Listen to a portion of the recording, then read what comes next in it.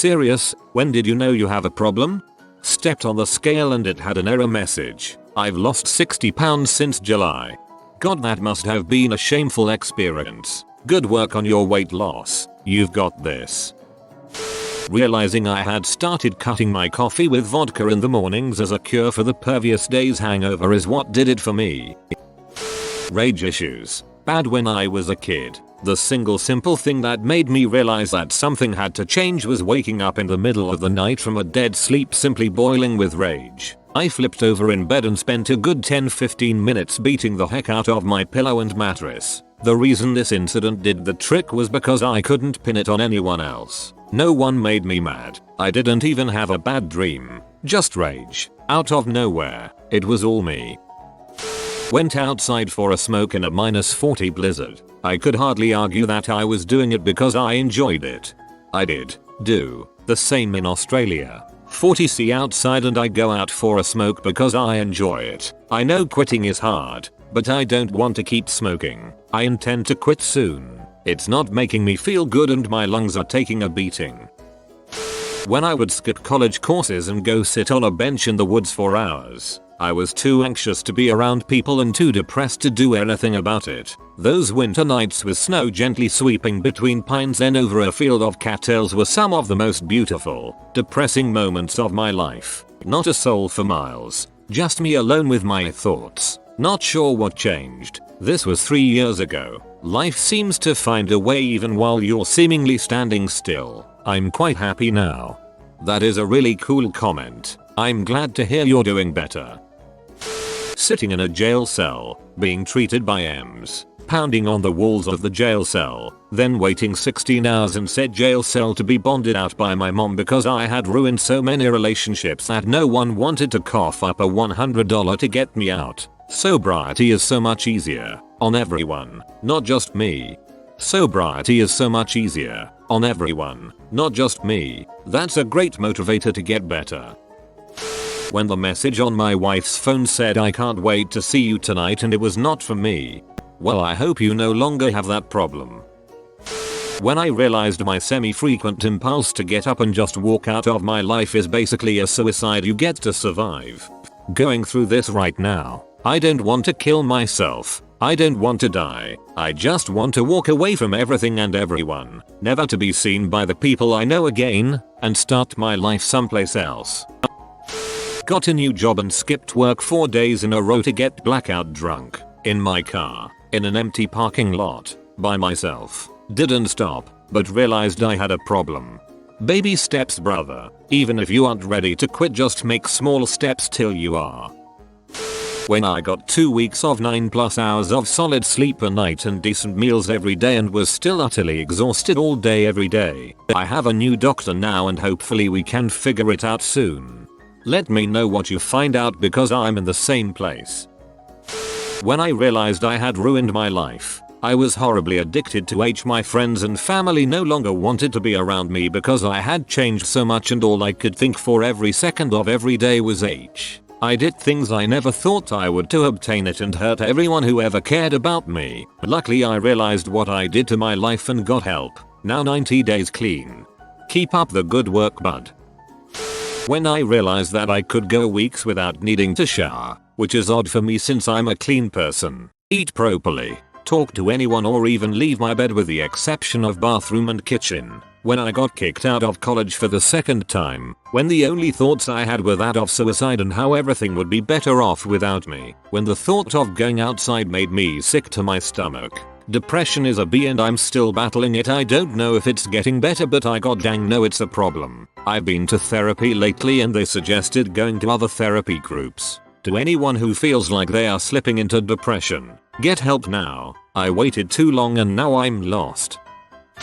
When I moved in with my boyfriend and found myself absolutely screaming at him night after night for hours on end, over nothing. The look of sadness, panic, fear and doubt on this sweet harmless person is what finally made me realize I had an anger in me that could not be dealt with on my own. I sought professional help immediately. Almost a year and a half later and a lot of hard work, I am a much calmer person.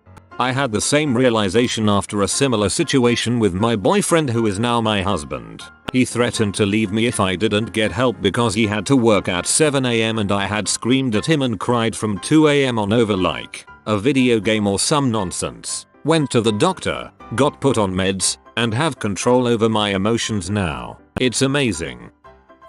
Woke up in a hotel room. Knew I had just had a blackout, bleeding from the head, $200 to my name, was still drunk, 54 days ago. I actually had a friend send me a text message. It was a screenshot of something I said to him. It was like, I am only gonna do this once. Gain 15 pounds and be done. Long story short, I am one of the biggest of all my friends now and spend nearly all my time and money looking at gear, talking about it, posting about it, and daydreaming of being in the gym. So yeah, I've been becoming more accepting, outspoken of my problem recently. If you have any issues with body image like me, stay the frick away from steroids and bodybuilding. I'm going to be cycling them for the rest of my life now and I will never be happy with where I'm at. I need them more and more after every cycle. They occupy my every thought. I can just never look good enough. I will always feel weak and small and ugly. I'm more reluctant now to take off my shirt than I was before. I looked like a Greek statue. I literally see a different person in the mirror than everyone else sees. Most of you can't really relate to the whole steroid thing, but the best way I can put it is to imagine feeling like a fat kid out swimming at summer camp where all the other boys are in good shape and staring at you. Steroids are obviously not addictive in and of themselves, but if you have that self-consciousness and feeling of being exposed and inadequate, then you get some temporary relief from something like steroids. It's over. Just like that, you will rely on that crap for the rest of your life, never feeling like you make any progress. You just raise your standards for yourself higher. Anyway, I'll quit ranting, but yeah, it's not something people think about and I'm probably one of the only people in the thread with this addiction, but I made this account to get crap like this out there, so forgive me for my rant. Love your bodies, guys. Looking better won't make your issues with yourself go away. It's literally like reverse anorexia, except you get scolded instead of support, and jail time fired if people find out about your gear. You don't have to do them for the rest of your life. You already acknowledge that you have a problem, which, as cliche as it is the best start. Get help, and you can fix this before you start suffering from the effects of long-term abuse. When I was going to type in another website name and typed in Reddit instead. Whenever I first started driving, I stress ate a frick ton. Drive-thrus were my go-to places when I was feeling down. Became addicted to fast food. I started becoming embarrassed at the food I would order, but one day, I ordered food at Taco Bell, hid it in my backseat, then went to order something at McDonald's. I didn't want the drive-thru employee to see I had already gotten food somewhere else. It didn't hit me until I got home how awful the problem became. As soon as I pulled into my garage, I threw both meals away and tried my best to start eating healthy. Thankfully it worked, and I stopped eating nothing but garbage. When I sat down and calculated the amount of money I spend on alcohol, I realized I could use that money for far better uses. I just checked what Mind is telling me I spend on booze, and it isn't pretty. I need to cut it in half to make it reasonable. When I pee the bed in my sleep and wet my pants during school at the age of 12 and had just dropped 30 pounds in under 2 months. I was also drinking gallons of water a day and sleeping all day after I got back from school. So I talked to my mom and she took me to the doctor, and it turns out I had diabetes. There was some person on here who told a story about dating a girl who liked golden showers. She begged this guy to pee in her mouth, and when he finally did, she told him his pee tasted sweet. He told a friend who then recommended he see a doctor. He ended up having diabetes too. My legs gave out under me. Found out it was because I was so malnourished. My body was trying to consume the muscle tissue in my calves for nutrients. When I realized how much crap I wasn't getting done because of wasted time. Procrastination is not an easy thing to quit, mate. When I actually contemplated suicide as being the only way out. Depression is horrible, man. When I describe what depersonalization feel like and people look at me like I'm crazy, or when I had a panic attack just because I realized I didn't have my watch on. Dude, depersonalization freaking blows. I've been dealing with it for 2.5 years now. It never goes away and I don't know how to fix it. I wish I had answers for us both. In a nutshell, took in my mother who was dying from COPD while taking care of her, also had 2 young children and a household to run. Began feeling sorry for myself, resentful and so dang tired. Learned to unwind with a glass of wine. It helped a bit. Became 2 glasses. On the back deck. Alone. In the dark. Then more. Only at night. I took care of all my obligations during the day and then rewarded myself for doing so at night. After a month or so, I found myself bustling the kids off to bed earlier so that I could get to my me time. When I caught myself praying in the middle of the day to just get through this so I could have my back deck wine, I realized that I could very well have been becoming an alcoholic. I suddenly understood that desperately looking forward to not the time alone, but that wine on the dark deck was most likely the beginning of a problem. I was struck by how innocently it started, how justified I felt enjoying it so much, how slowly but steadily wine became my crutch and my secret.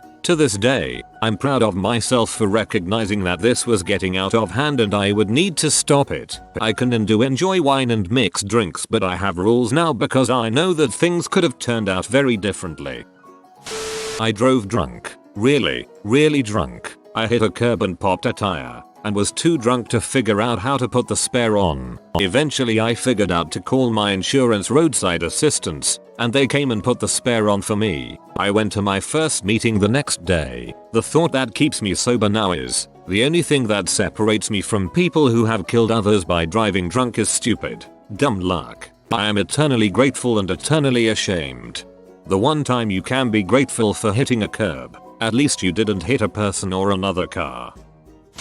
When I woke up from a 7-gram H-bender, after I had made a bowl of Cocoa Puffs, my front door explodes into splinters of wood and a SWAT team had rifles with laser sights pointed at my chest. Icing on the cake is my kittens I recently adopted literally thought it was a motherfucking game. 4 years clean and my cats still keep playing around.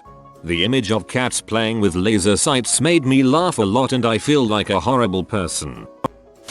When I stopped being intimate and taking showers with my boyfriend because I was afraid he'd see my bald spot from me picking my hair out, it was getting harder and harder to hide. It'd stress me out more so I'd pluck more. I'd tell my never again while ripping out strand after strand. Trichotillomania has no cure. That alone makes me feel helpless. When my girlfriend recoiled in fear when I stepped closer to her during an argument. Let me just say I have never hit or threatened to hit her, but I often lash out and throw things or hit objects when I get angry. Usually when I hit that stage it takes a lot to calm me down as well. I never thought I was that bad, but after I saw that I legitimately frightened the one girl I truly love, I knew I had to find a way to be calmer. I can say after about 6 months of work I am a much calmer person. I still have moments where I want to lash out and sometimes I do, but when I do it's usually just shouting and not hitting things. Not totally fixed, but it's a start. Some therapists actually teach people to hit inanimate objects when they are angry. You provide a good example as to why that is a horrible idea. I found out I had anxiety when I couldn't be in the same room as my family without feeling like my heart was trying to jump out of my chest. It was horrible. I'm past it now, which is good. There were days recently when after a night of getting really drunk where I'd swear to myself that I wasn't going to drink tonight at least, or maybe for a couple days. Then, sure enough, come the evening, I'd find myself drinking yet again. Then, it hit me. This is what they mean when they say powerless against alcohol. That was a very big wake up call that kind of hit me like a lightning bolt. I haven't had a drink now for a couple weeks.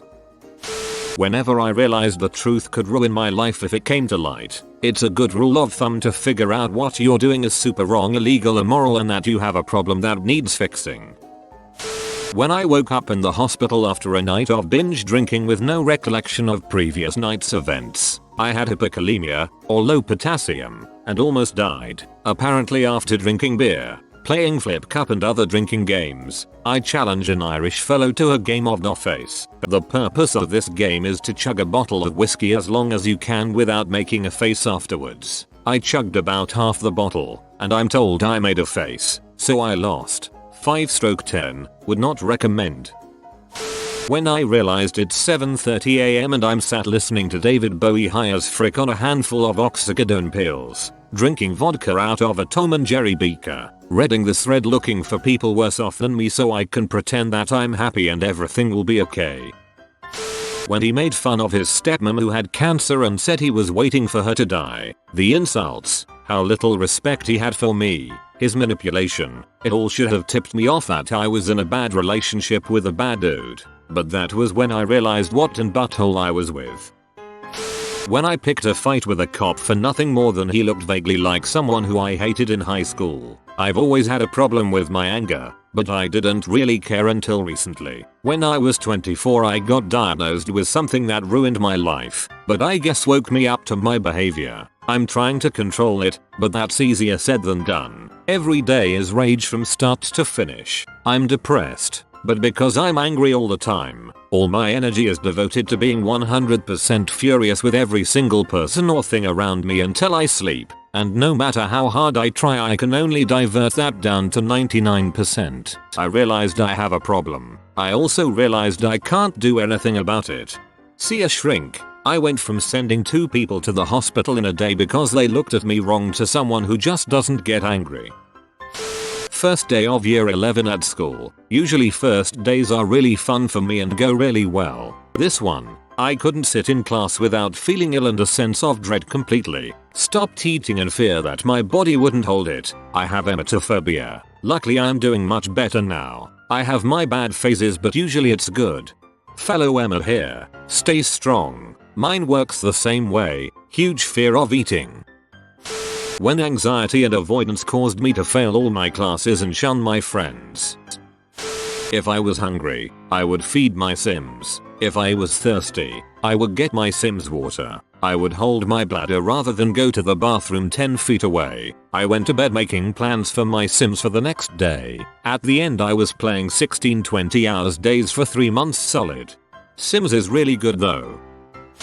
When I realized that I should be sober at Thanksgiving, I didn't want what could have been the last time my grandmother saw me to be the hammered and staggering me that was around for most family functions. When I was cutting to get over the pain of the shame I felt because someone had seen scars from prior self-harm, I am better now. I may just be some stranger on the internet, but I'm proud of you. It makes me so sad when people are hurting themselves. Stay strong. There is always an alternative. When I was cutting myself twice a day and unable to stop, and would lock myself in my room and do that instead of participating in life at all. There is a happy ending to this. I've been self-harm free for 20 months. When I had a dream that I had died and then woke up and cried because it didn't actually happen. When I get home from my afternoon classes and grab a couple beers instead of food and having to convince myself drinking before classes is not cool. When I started to feel nothing, it was just like a numb feeling towards everything and everyone. That's when I knew something was wrong, but I just kept it to myself and let it grow and grow.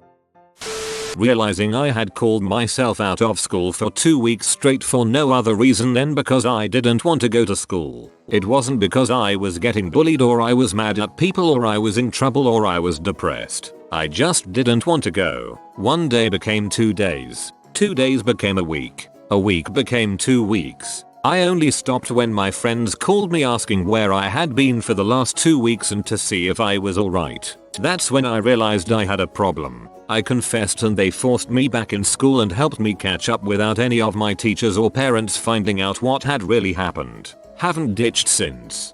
You've got some amazing friends, man. Hope they know that. When I had food in my hand and actually walked through the kitchen and grabbed more food and started eating it. Rare elephant strawberry like for good luck, ignore for 11 years of bad luck. If you are new to the channel, you can subscribe. I publish new videos every day. Until then, check another video.